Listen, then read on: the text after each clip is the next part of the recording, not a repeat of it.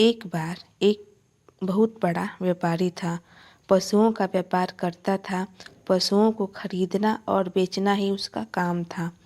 एक बार वह व्यापार करने किसी दूसरे राज्य में गया। वहाँ पशुओं का मेला लगा हुआ था। भगवान की कृपा से पशुओं के व्यापारी को बहुत ही अच्छा फायदा हुआ।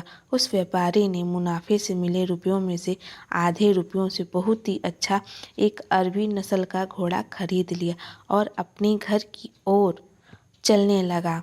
थोड़ी ही देर बाद बारिश होने लगी और इससे वह व्यापारी भीगने लगा। उसके सारे कपड़े भीग गए, गीले हो गए।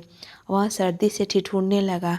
मन ही मन वह बादलों से कहने लगा कि अभी रुक जाओ, मत बरसो। लेकिन बादल और भी तेजी से बरसने लगे। भला बादल भी कभी किसी इंसान की बात सुनते हैं क्या? इन सब बातों से व्यापारी को बहुत ही दुख हुआ। अब वह बादलों का और कुछ तो बिगाड़ सकता नहीं था, इसीलिए मन ही मन उन्हें कोसने लगा, गालियाँ बकने लगा।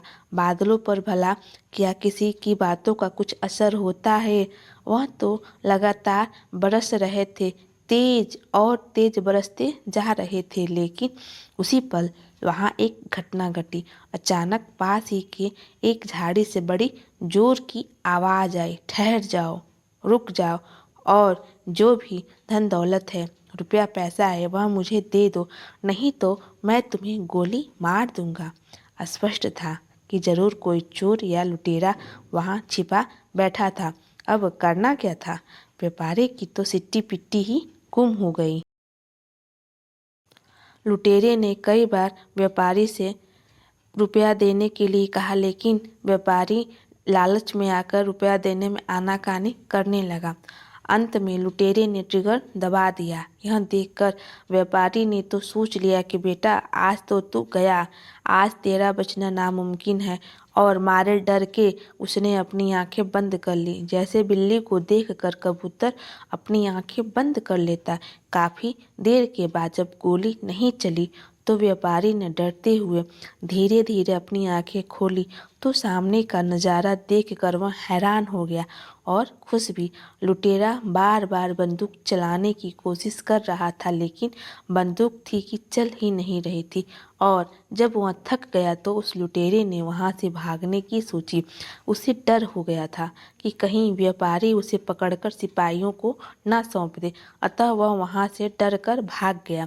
तब जाकर व्यापारी ने चैन की सांस ली और उसकी जान में जान आई और वह घोड़े पर सवार होकर वापस अपने घर चलने लगा।